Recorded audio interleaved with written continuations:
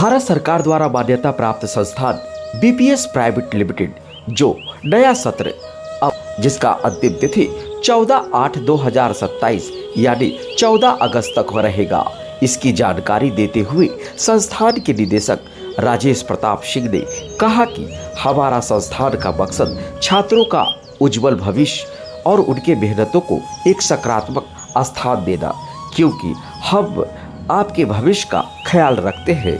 विकसित देश व बिहार की 7 निश्चय बिहार स्टूडेंट क्रेडिट के साथ पिछड़ा, अति पिछड़ा, अनुसूचित जाति के छात्रों के लिए विशेष ऑफर है, जहां भारत व बिहार सरकार के सशक्त कंपनियों द्वारा प्लेसमेंट की व्यवस्था हम सुनिश्चित करते हैं। तो देर न करें, यह आपके बेहतर भविष्य के लिए सुनहरा अवसर है। 14 अगस्त ध्यान रखें, 14 अगस्त ही अंतिम तिथि है। उससे पहले आप बीपीएस प्राइवेट आईटीआई संस्थान में आप अपना नामांकन करा लें। बीपीएस प्राइवेट आईटीआई यह भारत सरकार से मान्यता प्राप्त औद्योगिक प्रशिक्षण संस्थान स्थापित है। 2009 से ही ये अभी तक लगातार संचालित है।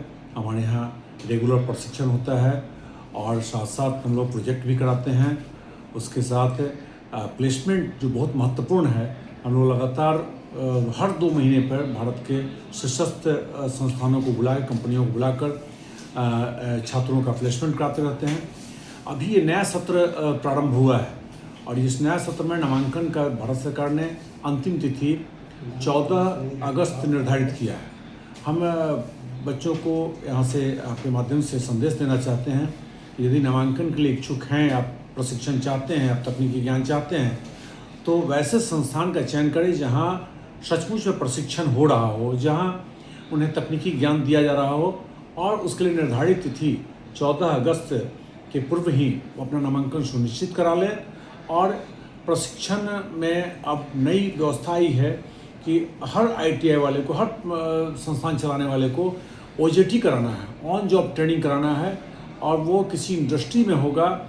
यदि आप ऑन जॉब ट्रेनिंग कराने की स्थिति में नहीं है, वहाँ इंडस्ट्री नज़दीक में नहीं है, तो फिर प्रोजेक्ट बनाना होगा और ग्रुप बना करके प्रोजेक्ट बनाने से लड़कों में आत्मविश्वास बढ़ता है, प्रशिक्षण में निपुण होते हैं, दक्ष होते हैं और इसी दक्षता के बाद उन्हें उनका नियोजन संभव हो पाता है। सरकार के तरफ से क्या फैसिलिटी है इस जगह पे? सरकार जो यहाँ अध्ययनरत हैं उन्हें स्कॉलरशिप, छात्रवृत्ति देने का प्रावधान रखा है।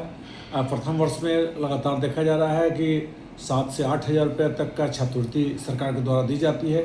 दूसरे वर्ष में 6 से 7 हज़ार की छात्रवृत्ति उन्हें प्राप्त होती है, लेकिन सामान्य छात्रों को नहीं मिलता है, या सामान्य कोटि के छात्रों को नहीं मिलता है, या अनुसूचित जाति, अत्यंत पिछड़ी जाति, पिछड़ी जाति के लोगों को ही अभी यह छात्रवृत्ति का प्रावधान सरकार की तरफ से की गई है।